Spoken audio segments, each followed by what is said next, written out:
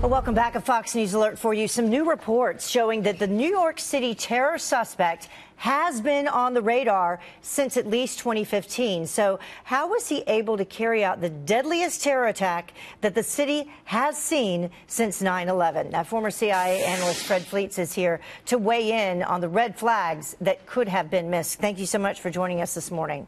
Good to be here. Good morning. You know, we mentioned the possibility of this yesterday, unconfirmed, that he was on the radar here, and now we know that to be true. Let's take a look specifically at, some of the background first of Sayfullo Saipov. He's not a U.S. citizen. He was born in Uzbekistan, as we said yesterday. He came to the U.S. through this diversity visa program. He passed an Uber driver background check, and he drove with them for 6 months. What did we miss here, Fred?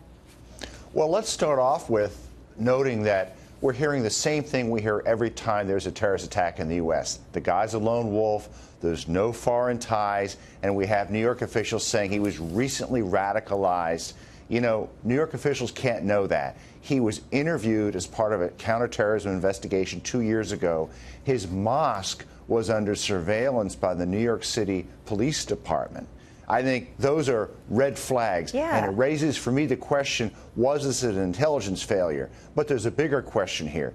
Did political correctness prevent U.S. officials from connecting these dots? And is this the reason this guy slipped through the cracks? And that's a valid question, especially when we take a look at some of the facts that you just mentioned, specifically the mosque themselves that were then taken off this investigation. Let's take a look at that. In 2006, as we just mentioned, Fred said Saipov's mosque believed to be the subject of this federal investigation. And then in 2010, Sayfullo Saipov enters the U.S. And then in 2014, New York City drops the unit that surveils mosque.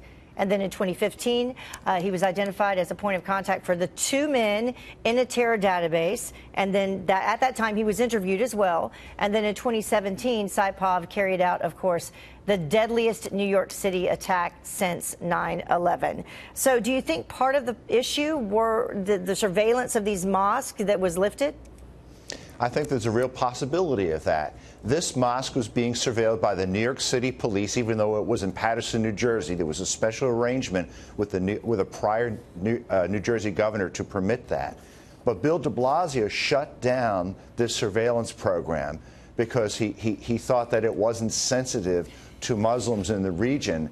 And look, I understand that concern, but if a mosque or a church is believed to be a headquarters or a place where terrorists are meeting, I think the U.S. government has to be surveilling it. De Blasio shut this program down. We know this is the mosque that this guy was worshiping at, and there was some terrorist link. This is something I think we need to look into. Oh, and I'm absolutely sure that people will as a result of this. Fred Fleitz joining us live this morning with some insight. Fred, thank you so much. Appreciate it. Good to be here.